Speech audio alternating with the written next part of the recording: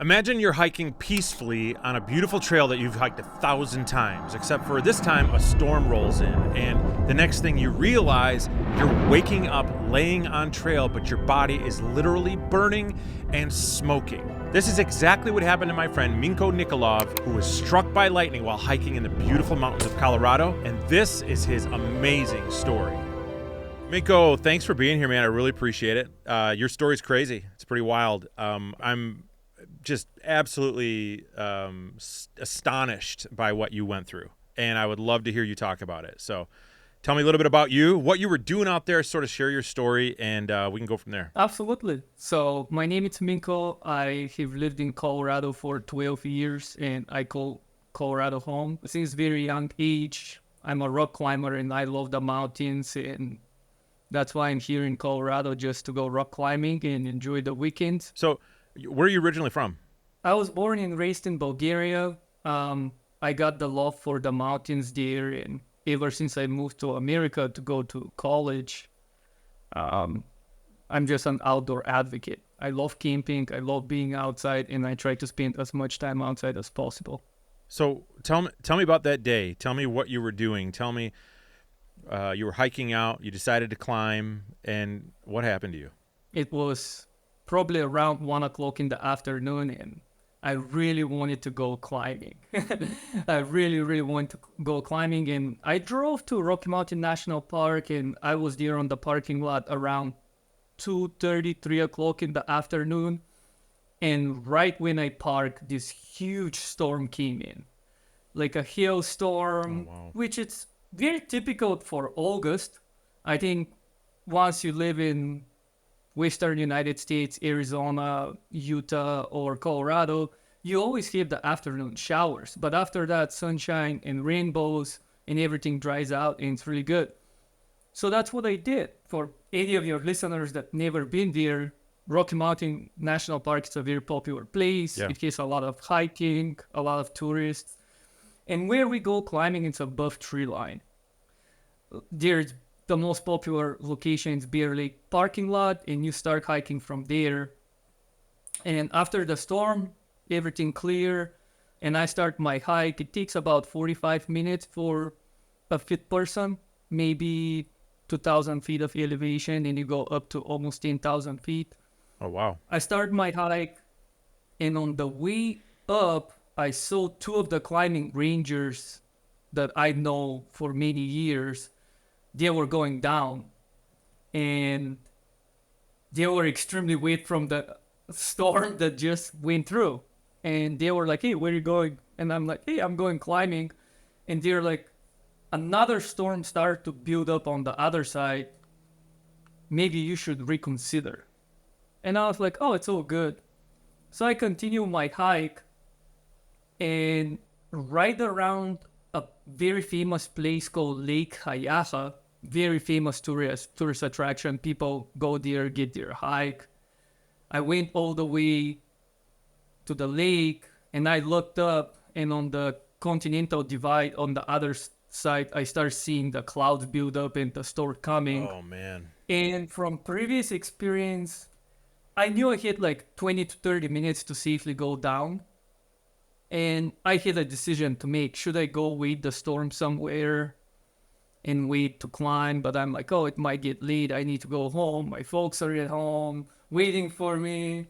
So I was like, it's all good. I came here. I'm hiking down. And after the first 10 minutes of the hike, virtually where the whole downhill starts, there was a tree, and I hit my Gore-Tex jacket in my backpack. And the last thing that I remember is I opened my backpack, I put the jacket, and someone passed me, and that's the last memory I have. Really? Pre-lightning. Yes. Oh, wow. Oh, my gosh. And then from that point on, everything blinked, right? Like I have no memory until I woke up. And I think that's where the real suffer starts. And after I've been to that location maybe 35 to 40 times after the accident, which is approaching the 5-year mark. And I know for a certain that from where I put my jacket to where I woke up, it's no more than 2 minutes or maybe 3. Wow. So I have a little bit of um, missing information and what happened. There are a lot of questions that people ask me, like, did your hair got all high and did you feel the electricity? That's something that I don't have memory. I don't have any memory from the complete lightning strike. So maybe it's for good. Maybe When it's too traumatic. And when did you realize I was struck by lightning? I mean, because you didn't hear a clap of I mean, you heard nothing. You didn't see anything. It was just you're there, and then the next minute you sort of woke up somewhere else. Is that how I'm understanding this? yeah, so virtually the way it happened, it's a kind of waking up when you're hungover. Your mind comes into consciousness, but you haven't opened your eyes. We do that every morning, right? Before we wake up and hear the alarm. But when I lift my head, I was face down. And when I lift my head out, what happened was I just started seeing blood Oh my coming gosh. down into a puddle of my own blood. And I was covered in blood. I didn't know where I was. I didn't know what day it was. And I kind of, the whole thing felt like I'm still dreaming, but I'm conscious. Yeah. And it was a large confusion of where I was and why I'm not at home. I really felt like I'm waking up at my house, but I wasn't. I lift my head, I look around, and I recognize the place. And where the largest confusion still to this day is, somehow in my head, I thought it's April, but it was already August. Oh my gosh. I couldn't put the events together. I figured it out where I was, but I wasn't even sure, is it a dream or is it true and what is going on and why I'm there. There was a lot of blink at the time. And it was a scary, but also so quiet and peaceful moment. And it happened so quick that I was just confused. But as I tried to get up, I couldn't. And I tried to crawl out very barely. And I remember the crucial moment was I pushed myself with my left arm into my bag because I had a large backpack. And at that point, I realized that things are really bad. Oh man. I couldn't feel both of my legs below the feet, below the waist. So my left leg was virtually dangling. The right leg, Oh my gosh. it was numb. And at that point, seeing the blood coming from my face, seeing a lot of smoke coming from my body. Wow. Because at that point, virtually, I was still burning alive, right? Like, you're getting poured with August rain. It's a little cold. It's probably 9,000 or 8,500 feet of elevation. I was in tree line, but I'm getting pouring rain on me. And just my whole body's smoking. It's burning. And at that point, I thought someone shot me. That was my first conscious thing that I came across. Like, that's what my mind first, because I couldn't move. And I was like, well, I probably got shot, right? Someone, which makes a lot Wow. of sense. If you think about the world we live in, someone comes to the park and shoots you, that probably A little that more makes likely than getting sense. struck by lightning is what you're telling me? Yeah, it's like one out of. It's not that uncommon for Colorado now after I've been this fat, but even until that point, I couldn't figure it out what happened to me. And where things start getting even out of control for me, and I start coming into conscious, and where the warring in my body start to be, it's I realized I cannot move my right arm. My right arm was completely numb. I couldn't feel it. I grab it with my left arm. I lift it. And I remember that was one of the most horrific beginning of the accident because my whole arm just failed on my chest without me being able to control it. I felt it with my chest. I felt it with the other arm, but I couldn't feel it at all. Oh my And gosh. at that point, to be honest, I sacrificed my arm. I knew I lost it. Oh, jeez. Uh, I knew it was gone. I was looking at my legs, and they were just burning, zero feeling, zero. Um, yeah, it was just smoke coming out through you. You can, like, I mean, even through this day, I can still sense the smell of my burning flesh. Oh, wow.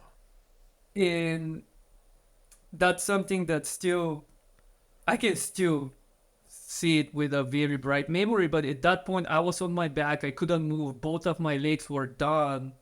And I just looked at on my side, and all I saw there was this, I don't know if you're familiar, but long peak, a pretty famous 14er. And I just started looking at the peak, and at that point, a voice came up, and then there was a person standing, maybe about 15 feet from me.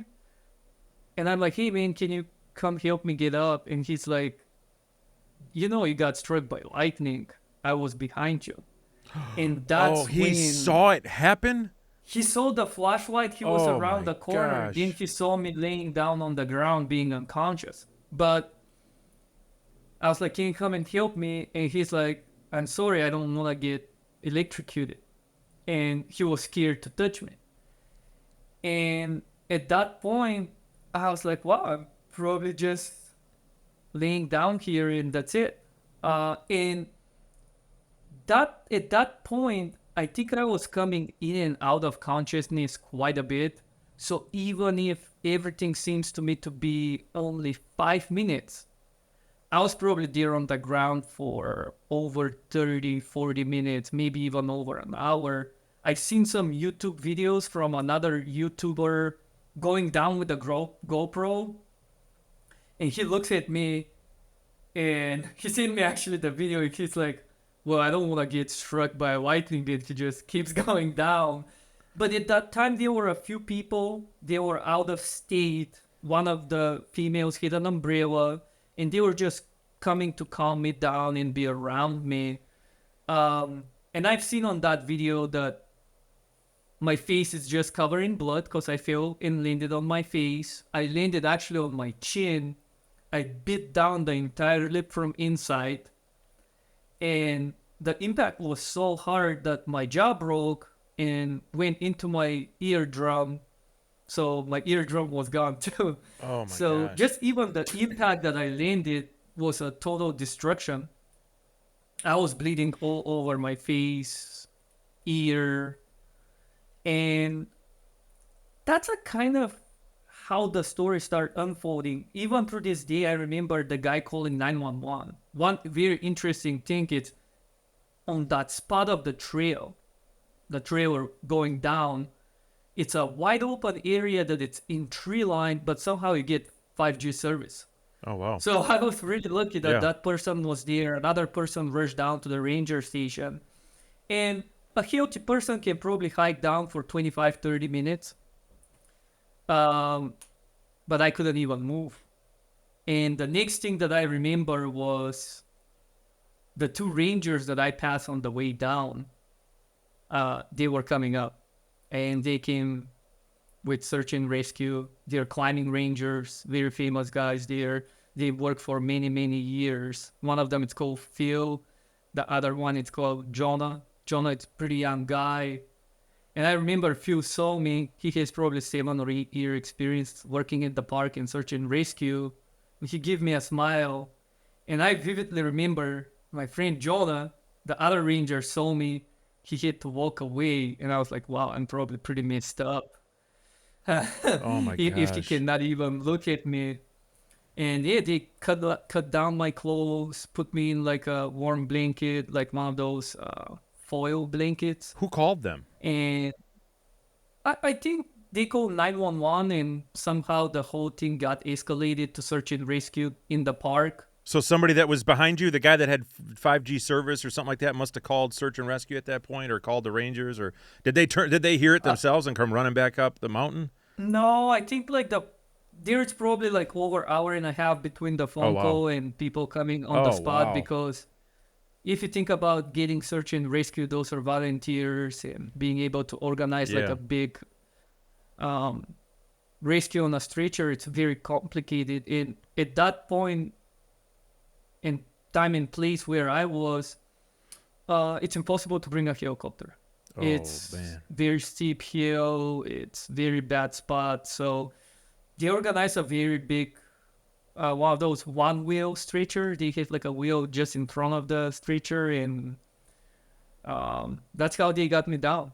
It was probably a 45 minutes, but I still remember once I got on the stretcher, they probably gave me some painkillers. But at that point, sensations, probably the adrenaline started going down. And I remember one of the most excruciating pains in my shoulder start to come uh, into sense. And that was bad. I thought I dislocated my shoulder at that point when I fell. I couldn't even comprehend the complexities of the injury I had. That actually took me probably 5 to 6 days to realize the true impact. Wow! And it was, yeah, I remember that was a very, very rough ride down on the stretcher. Like, just my whole body was coming into senses, and everything from the shoulder down hurt a lot. Some things didn't even feel that bad, like a bunch of cuts on my face, that wasn't a problem, but the rest was pretty bad. It was sort of raining at the time. Yeah, that's the most interesting part. In my lifetime, I've never even considered the possibility of a lightning strike. I've been in very, like, excruciating and extreme storms, like dark clouds very close to the ground, Right. hail, wind in above tree line, hiding under a rock, and I probably have maybe over 120, maybe over 150 days in the high alpine, either on a bicycle or out climbing. And this one was not one of the ones that I consider dangerous. It was just a drizzle. There was not, yeah, I think that day there was only one lightning on that particular storm. I had a friend that was down on the parking lot, completely unrelated to me going climbing that day, but he was also going climbing in the afternoon. We're really good friends. And he saw the lightning from the parking lot. Oh boy. And then as he started going up, he learned that someone got struck by lightning, and he came back.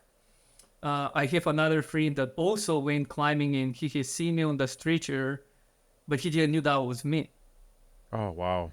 But yeah, I can tell you, like, I got struck on my right shoulder, and the lightning traveled through my body, luckily on the right side. That was the side exposing the open side of the trail. On the left side was the mountain, and the lightning could not exit through both legs. So it got stuck in my left leg, and that's why I have so much damage, which it burns on the leg. And then it actually traveled and exit on the right leg. One thing that it's probably good for us going to the mountains is have like a really nice Gore-Tex shoes with Vibram. That's great. Unless you get struck by lightning, it's boy. a huge insulation to exit, for the electricity to travel and exit. Really? It probably protects you. Yeah, it probably protects you if it struck a tree nearby, so it cannot get into your body. But it's really hard to exit. So where the lightning exit was on the side of my foot. So probably I got struck and I fell down, and that's how it exit. But it didn't exit through my heels or through the bottom of my foot, where it makes the most sense. It couldn't ground. Oh my It goodness. it couldn't ground to the ground. So I'm trying to imagine where you were at. I'm trying to visualize this. So you said there was a mountain on one side of you. How close were you to the mountain, or was it like a wall face there, or what did that look like? It's a very steep hill that Okay, if you and I try to climb it up, I got you. probably we will be sweating a lot. Okay, were you if kind we of go going up that some direction. switchbacks? Yeah, it's mostly switchback. Okay, It's just coming through a forest and a kind of still being part of the forest, kind of steep. It's on the side of the mountains and going left to right. Very steep also. I have a picture to send you of the exact spot. yeah. I'd love to see Uh, it. I would definitely send you that. But it has trees on both sides that are way taller than I am. Uh, it's not the most dense forest. There's a little bit of an opening, but it's not the spot that you and I. If you and I go to the mountains, I think we'll consider that space very safe, and we'll Oh probably not be man. running from the storm. Wow, really? So you're thinking, out of all the things you could have struck, you struck me. Yeah, that is. Oh my And gosh. then there was the speculation when I went to the hospital. It's a rare injury to treat, right? Like it's not like an industrial fire or Yeah, I'd say like so. a electric accident. But the doctors knew about it, and at first they were a little bit skeptical. They thought the lightning hit a tree nearby and then it bounced on me. But the next day, after the accident, the ranger went out to check it out. He went to the back to the spot, and it was pretty certain that there was no side strike. It wasn't a rebound. It was a direct hit. Oh my goodness. So tell me what life has what happened after that? What were the next few weeks and months after that for you? So at first, I wasn't understanding the seriousness of the injury. I thought like once you make it out, you virtually go get like a check in the hospital and you go home. And to give you a little more um, overview of what happened, so I went down to the parking lot and they put me on an ambulance. From the ambulance, they drove me to like literally like a middle in the park, and I got picked up by a helicopter and we flew to the closest hospital. I didn't go to bed probably for 36, 40 hours. Oh wow. It was just non-stop. At first, they put dressing on me and cleaned my body, and that's when they evaluated me. Even at that time when I was in the hospital, you could see how I had like this temporary burn marks on my body where you can see how the electricity traveled, and that Oh was still wow. visible. And yeah, the story that I got there was not that optimistic. So I was in critical condition for about 9 days. So I was in the ICU unit. Um, I know from a friend that she's actually currently, as we speak, in Australia. She's an emergency medicine doctor, and she's actually doing a story on me for emergency medicine for accidents that happen outdoor. And I give her permission to go through my results, and things were really, really bad. Like I was probably having like 20% lung capacity. Everything that you could see was bad, like very low pulse. And at the time, I wasn't realizing that there was so much internal damage of the body that certain certain measurements were like 19 times higher. Oh my gosh. Just like this burn flesh, burn muscles. They're just poisoning your body, and they have to clean it really quick, or your kidneys and liver will just fail. And at that time, I learned that I was probably going to be in the hospital for 30 plus days, like a minimum of 14 surgeries. Um, Holy cow. so that was a completely different story. And at first, like, I didn't even realize, like, is that even possible? Like I was like, well, I don't feel that bad. Why should I stay in the hospital for that long? But it was necessary. And after day 2, when I hit like a little bit of stable physical conditions, I started the surgery journey, and that was every other day. And some of those surgeries are really long too. Like I couldn't walk. I couldn't even go left or right on my body. I was just laying down on my back, and I was going through surgeries because besides like some of the minor things that I hit, which is like a broken jaw,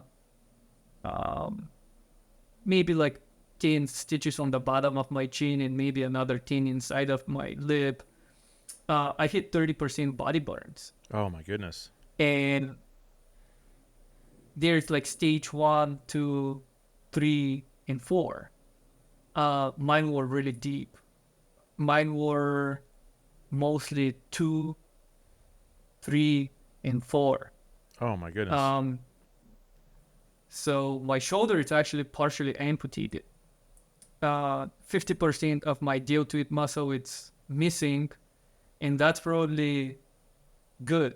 Where we were like, after the first surgery, they opened the came and told me like, we took 50% of your muscle. You're on day 2.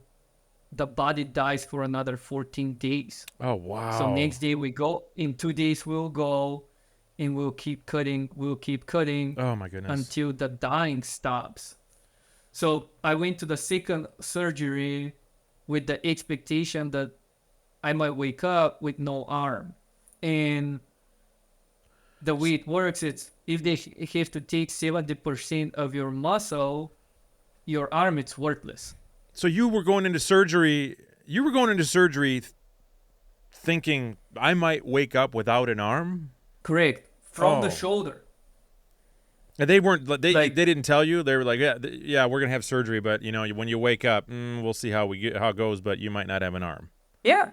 Like Oh my that was gosh. the conversation before the surgery. They brought like they introduce you to the team before you go to a surgery, and there was like a trauma burn surgeon, like the anesthesiologist, and for that surgery they brought an orthopedic doctor because if they have to take something out, or to chip the bone. There Yeah. were like a few scenarios that they walk you through, but they need to tell you that before you go. And at time, like now if we talk about it, it's heinous, it's horrible, right? But at that time, you just want to survive. Yeah. You don't. Yeah. I mean, if you give the choice, my arm or my wife, I think we all know that we'll give up the arm. Yeah. Right. Yeah, I mean, better be alive. But since I went home, things changed, and I was on disability for around 100 days. It was very humbling and also a very difficult time to go home. Once you're at the hospital, you're home, like it feels great, but my body did not feel great at all. I had to relearn how to walk.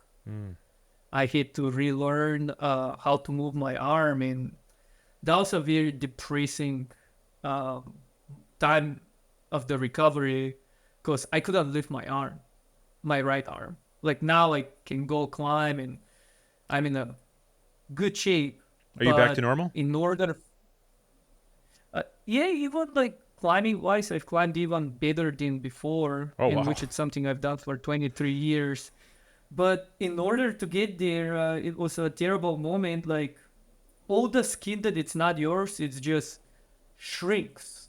Yeah. It just shrinks so much, and you have to spend the whole day stretching, and then you go to bed and you wake up, and the next day in the morning you can barely walk to the bathroom because everything shrinks again, and it was very depressing. Like I was putting at one point around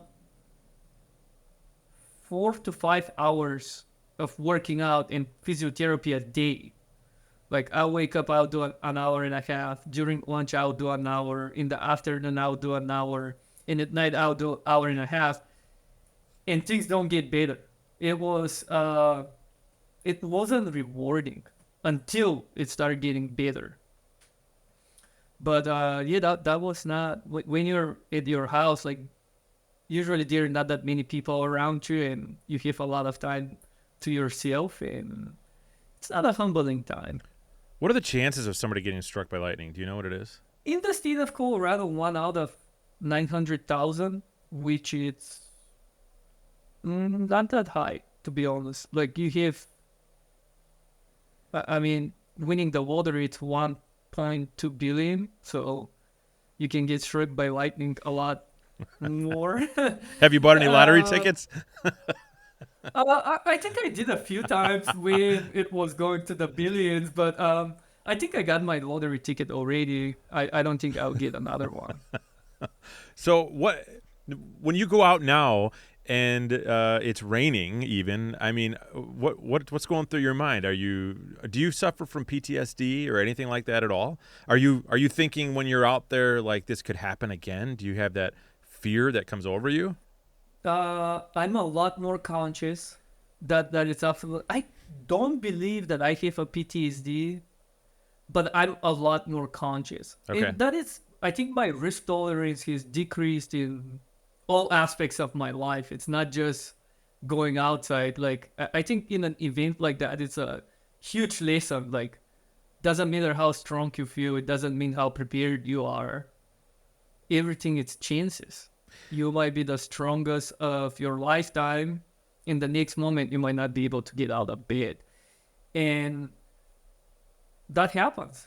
I mean, it's the way you think and the way you accept it, like if you go back and you blame yourself for the decision to be out there, you might live like a very miserable life because every time like you go back and blame yourself for something that happened. But I never hit that mentality. I always look into the event like maybe I survived and now I should live in a different way and be happier than before because I had that opportunity to survive.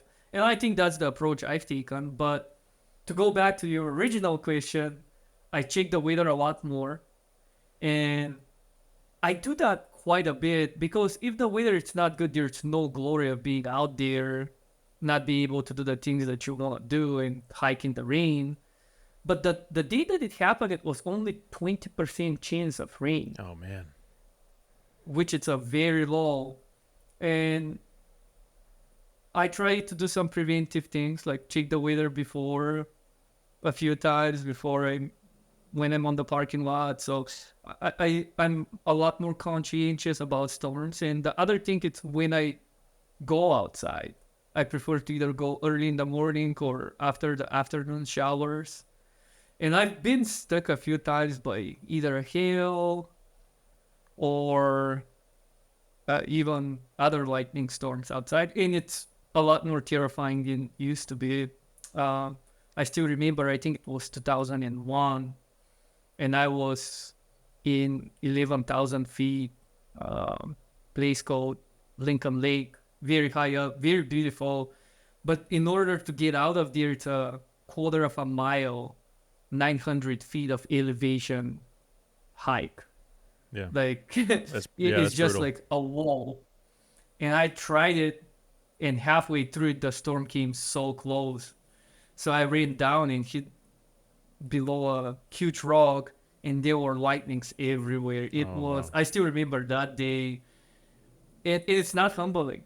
It's scary, and you're just out there and try not to worry about it, but it happens. Have you met anybody else that's been struck by lightning? I mean, is there a group of guys that get together? Or you guys all been struck by lightning and you talk about it? No, like I think like sometimes when your coworkers learn, like they're excited. Most of my close friends didn't know about it, so 5 years later, I think the hype has go down. Kind of like we all forgot about it. But I don't know anybody that has been struck. Man, Your story is remarkable.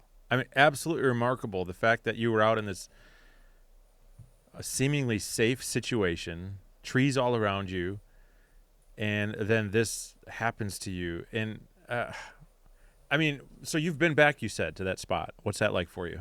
Zero feelings. It almost feels like it never happened. Like I go back there past the spot, like kind of look it up, and um, it's normal. They've been a few times. Like one particular day, it was 2 years after the accident, also in August, and same thing happened. Like an afternoon, and a huge storm, like a hail with lightning came in, and it's a lot of talus fields above the tree line, so they get very slippery with water, and they're undefined trails to walk on.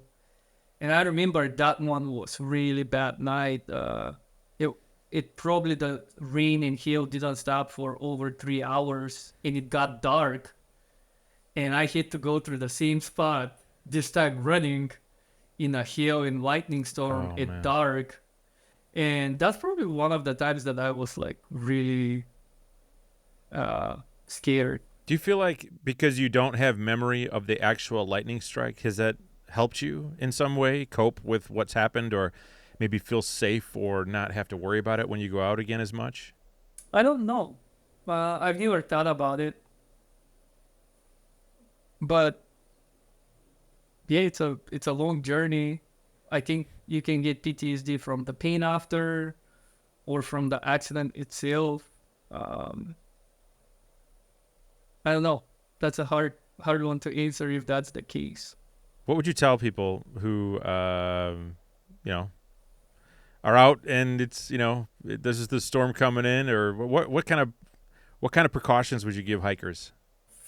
Oh, if you watch this video, just don't forget about this story. It can happen to anybody. That's the thing. No one is protected. I think that's the big message. Like, if you think you've been there, you know it all. That's a little arrogance. Yeah. And I used to be in that situation. Now I think my level has went down quite a bit of confidence and also arrogant, because we Yeah. always think that the guy that it happened to, he didn't knew what he was doing, right? But you're always the guy who knows what's up. You've been there so many times. You know it all. You've been to this time. But the guy that it happened, that you've heard about on the news, he didn't know about it. He was unprepared and he took too much risk. And I think that's the message. Yeah. It's when things happen when you don't expect them. Well, I'm impressed with your story. I think you're an amazing person. I think you got a pretty crazy story that you can tell. I mean, you're the first person I've ever talked to that's ever been struck by lightning. It's just something you hear about, but it doesn't happen, right? You're never gonna meet somebody. You're never gonna experience anything like that. So, man. Yeah, and I think depending of where you live, that's a big thing. Like, I realized that I actually lived in the wrong place for that accident. And if you live in Colorado, or I think in Florida, chances are way higher than maybe in Minnesota or Yeah. somewhere in the Midwest. Well, I mean, you could have been downtown, Denver, right, and been struck by lightning. absolutely. Yeah, Yeah, and absolutely. then all of a sudden you could have been right outside of a hospital and gotten struck by lightning, right? So obviously your health played a part into that, right? You were fit and healthy, and I think that probably saved your life, maybe even. Because if somebody was unfit or unhealthy, or they had some issues or whatever, and they're out that far and they've got to be transported in, that could have been a totally different story for someone, maybe. Maybe, yes. Yeah. Yeah. But if That's you're crazy. not fit, you'll probably be on the couch and watch TV, and you won't expose yourself to all this risk that people take. Yeah, that's true. Yeah, that's true. That's a fact. Wow. So yeah, I think that it's the exposure is a big factor of where you go and what are the things that you like to do. All right. Any last words that you want to share with the viewers? Probably the last thing to close, it's I even until this day, I don't know if this was a factor, but I did hit an aluminum plate for the spine on my backpack. It wasn't one of those frames that Oh. the old school backpacks have, but that's something that definitely check your gear. Maybe don't take your phone. Is that what they And told make you? Did sure they tell that you that that may have played a part in it? I don't know. That is something that people don't know for certain. My phone was pretty close to where it struck. Oh, wow. Um, it was in the upper compartment of my backpack. But also, I know that after the shoulder, the electricity did travel through that aluminum frame of the backpack and exit around my tailbone. So I know Oh. that some electricity went through that. Wow. I just don't know if that was the real factor. And those are things that people don't know. It's very unknown. But once again, try to mitigate the risk. Yeah, right. Well, thanks, man. I appreciate your time. I'm glad you're alive and you're doing well and you're climbing again. And I just appreciate you. So, Thank you, sir. all right. Thanks.